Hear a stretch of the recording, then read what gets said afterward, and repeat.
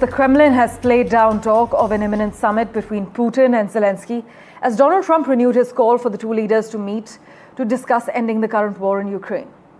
The push for a bilateral meeting comes after the US president met Putin in Alaska last week and also welcomed 7 European leaders and Zelensky to the White House on Monday. Trump has admitted that this war was a tough one to solve and conceded that it was possible that the Russian president was not interested in ending hostilities. Putin, meanwhile, on Monday told Trump he was open to the idea of direct talks with Ukraine, but the next day, Foreign Minister Sergey Lavrov watered down that already vague commitment. We have reactions from the US president lined up for you, followed by the latest remarks from the White House. Listen in. It was just a no-no. It was something that was never going to happen. So they asked for it, and they shouldn't have asked for it because it was, very insulting thing. Now, they could have asked for many other things. But the other thing they wanted to do is getting Crimea back, and, that was given. They had built, they were expanding everything and spending a lot of money. All because Barack Hussein Obama gave it away in one of the dumbest real estate deals I've ever seen. But Mr. President, you got the Article 5 protections, though, for Ukraine. So they're not going to be a part of NATO, but you still got them the same protections. So they're not going to be a part of NATO, but we've got the European nations, and they'll front-load it, and they'll have some of them, France and Germany, a couple of them, UK.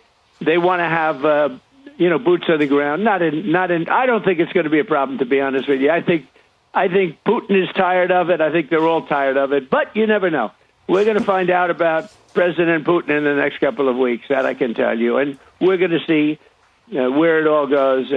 It's possible that he doesn't want to make a deal. What kind of assurances do you feel like you have that going forward and, past this Trump administration, it won't be American boots on the ground defending that border?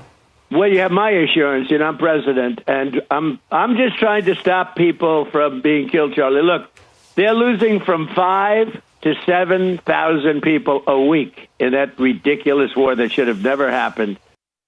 The Kremlin seemed to indicate that Putin did not firmly agree to a bilateral. Did he agree to have a sit-down with just Zelensky on the phone? I can assure you that the United States government and the Trump administration is working with both Russia and Ukraine to make that bilateral happen as we speak. I understand that the White House is working and allies are working to make this meeting happen, but did Putin promise to do a meeting with Zelensky, a direct meeting, in the coming weeks? He has, and I just answered that question for you. Franco. For further clarity, we have with us senior editor, Foreign Affairs magazine, Daniel Block. Daniel, glad to have you back on NDTV.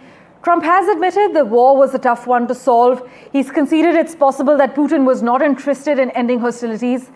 Despite this, is there still any sense of optimism regarding a three-way summit and for long-lasting peace in Ukraine as we speak? I would say no. There's not a lot of optimism within Washington among foreign policy elites. The sense is that the various parties are simply way too far apart. Putin, for the most part, maybe ever, I'd have to double check, won't even say Zelensky's name. So there's no real reason to think that he will sit down with Zelensky to negotiate some kind of agreement or, if he were willing to do that, to negotiate one that's in good faith.